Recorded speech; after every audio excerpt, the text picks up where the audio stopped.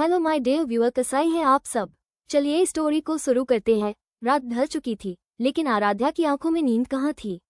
वो खिड़की के पास बैठी थी, बाल हल्के गीले थे, गले में वही दुपट्टा था जो अभी कुछ घंटे पहले सिमरन ने पकड़कर उसे अपनी ओर खींचा था।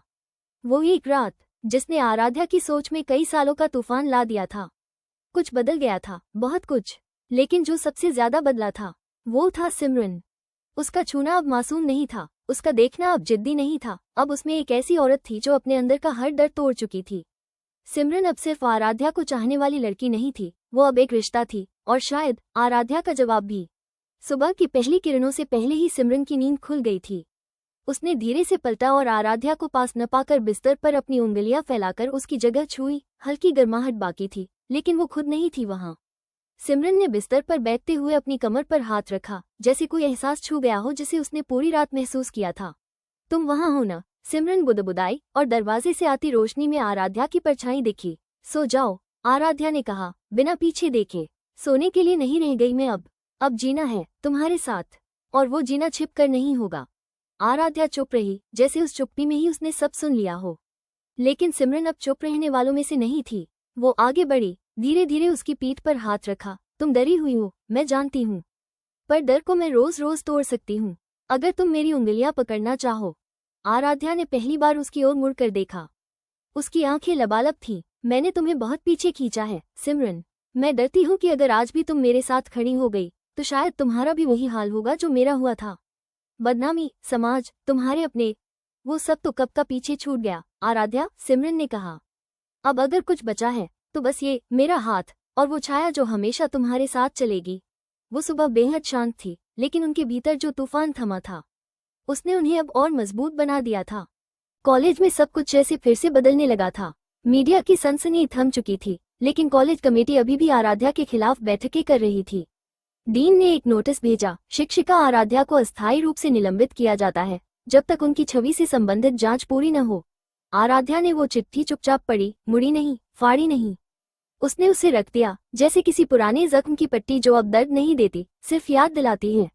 सिमरन को जब ये पता चला, उसने आराध्या से बिना पूछे प्रिंसिपल से मिलना तय किया। आप लोगों को आराध्या की छवि से दिक्कत है? सिमरन की आवाज थरथरा रही थी, या उस सच्चाई से जो आपके सारे नकाब उतार देती है? वो औरत जिसने मुझे मेरी बर्बादी से निकाला, आज वही आपकी नजर में बदनाम है? कभी उसके अंदर झांक कर देखा है आपने? प्रिंसिपल और कमेटी चुप रह गए, लेकिन बात यही नहीं रुकी। अगले दिन सिमरन ने पूरे कॉलेज को इकट्ठा कर दिया। एक खुला मंच, एक खुला सच। माइक थामे सिमरन ने कहा, अगर किसी को ये लगता है कि मोहब्बत कोई गुनाह है तो मैं सबसे पहले खुद को गुनहगार मानती हूँ। मैं वही लड़की हूँ जिसने कभी आराध्या को तंग किया, नीचा दिखाया, लेकिन वो मुझे हमेशा समझती रही। और आज मैं आपके सामने खड़ी होकर कहती हूँ, मैं आराध्या से मोहब्बत करती हूँ, और उस पर मुझे कभी शर्म नहीं होगी। कॉलेज के हर कोने में खामोशी थी, लेकिन फिर धीरे धीरे तालियां बजने लगी। पहली बार कॉलेज ने एक लड़की की मोहब्बत को गुनाह की तरह नहीं देखा, बल्कि उसे एक इंसान की तरह समझा। उसी शाम जब आराध्या कमरे में वापस लौटी, दरवाजा खुलते ही देखा सारा कमरा सजा हुआ था। कैंडल्स की हल्की रोशनी, दीवारों पर सिमरन की बनाई हुई तस्वीरें, और बीच में एक छोटा सा नोट। अब मैं छिपकर नहीं, जीकर चाहूंगी तुम्हें, क्योंकि तुम मेरी कहानी की आखिरी पंक्ति नहीं, वो आवाज हो जो हर खामोशी में गूंजती है। आराध्या की आंखें भर आईं।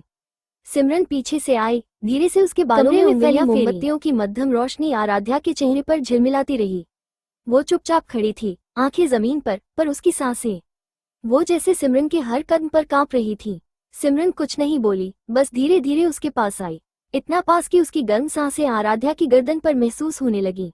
आराध्या ने एक पल को आंखें मूंदी, और सिमरन ने उसकी हथेली अपने हाथ में ली। तुम्हारे पास आकर सब कुछ सही लगने लगता है। उसकी आवाज में कंपन था, ना किसी डर का, ना जल्दबाजी का, सिर्फ एहसास का। सिमरन ने आराध्या की उंगलियों को अपनी उंगलियों से एक एक करके खोला, फिर हथेली पर होंठ रखे, बहुत हल्के से, जैसे किसी टूटे विश्वास को चूम रही हो। आराध्या की सांस रुक गई। उसने धीरे धीरे अपनी पलकें खोली, और पहली बार बिना कुछ कहे खुद को समर्पण में डूबने दिया। सिमरन ने आराध्या की कमर पर हाथ रखा, उसकी साड़ी की परत को ढीला किया। धीरे धीरे उसकी उंगलियां उसके कंधे से होकर पीठ पर फिसलने लगी। एक सिहरन सी दौड़ गई आराध्या के बदन में। मैं तुम्हें किसी बोझ की तरह नहीं, हर सांस की तरह छूना चाहती हूँ, सिमरन ने धीमे से फुसफुसाया। आराध्या ने पलटकर उसकी ओर देखा, आंखों में एक मोहब्बत थी जो कई बरसों से कैद थी। उसने सिमरन के चेहरे को अपने दोनों हाथों से थामा और बहुत धीमे, बहुत नजदीक जाकर उसके होठों को चूमा।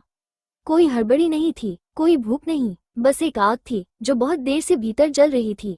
उनका पहला चुंबन लंबा नहीं था, पर गहरा था, इतना गहरा कि भीतर की हर दीवार हिल गई। फिर सिमरन ने अपनी उंगलियां आराध्या की पीठ से नीचे सरकाई, उसकी साड़ी की गांठ को ढीला किया। जैसे जैसे कपड़े उतरे, वैसे वैसे डर, शर्म और दूरी भी उतरते चले गए। आराध्या ने खुद को रोकने की कोशिश नहीं की। उसकी आंखों में अब सिर्फ एक बात थी, अब मैं तुम्हें रोकना नहीं चाहती। उसकी गर्दन पर होंठ रखे और फिर उसकी बाहों पर, उसके कंधों पर, हर उस हिस्से पर जहां अब तक सिर्फ अकेलापन रहा था। आराध्या के बदन पर सिमरन की उंगलियों की हर हरकत जैसे उसके जख्मों पर मलहम बन रही थी। धीरे धीरे आराध्या की सांसें टूटने लगी और सिमरन की धड़कनें उस पर पूरी तरह बिखर गईं। अब दोनों सिर्फ जिस्म नहीं थी, वो दो रूहें थीं जो पहली बार बिना पर्दे, बिना शब्दों, एक दूसरे के भीतर उतर रही थी। बिस्तर तक पहुंचने में किसी ने जल्दबाजी नहीं की। हर कदम, हर छून, हर सांस ने मंजिल तय की थी। आराध्या अब सिमरन के नीचे लेटी थी और उसकी उंगलियां उसकी पीठ पर गोलाई में घूम रही थी, जैसे उसकी रूह की लकीरें पड़ रही हों। तुम अब मेरी हो, सिमरन ने कहा, और आराध्या ने सिर्फ एक बात में जवाब दिया, अपनी पलकों को झुकाकर और होठों से उसकी गर्दन को छूकर। उस रात उनके बीच कोई कपड़ा नहीं बचा, कोई सवाल नहीं बचा, सिर्फ वो दो बदन थे जो मोहब्बत की भाषा में हर लम्हा एक नई कविता लिख रहे थे। अगर आपको ये कहानी सच में पसंद आ रही है तो एक छोटा सा लाइक जरूर दीजिए। और हाँ, आप लोग कमेंट बहुत कम करते हैं, थोड़ा सा प्यार वहाँ भी बांटिए ना, ताकि मुझे भी समझ में आए कि आप इस सफर में मेरे साथ चल रहे हैं। और हाँ, सब्सक्राइब करना बिल्कुल मत भूलिए। हम फिर मिलेंगे अगले एपिसोड में, तब तक के लिए ढेर सारा प्यार और बहुत सारी दुआएं। मिलते रहिए इस दिल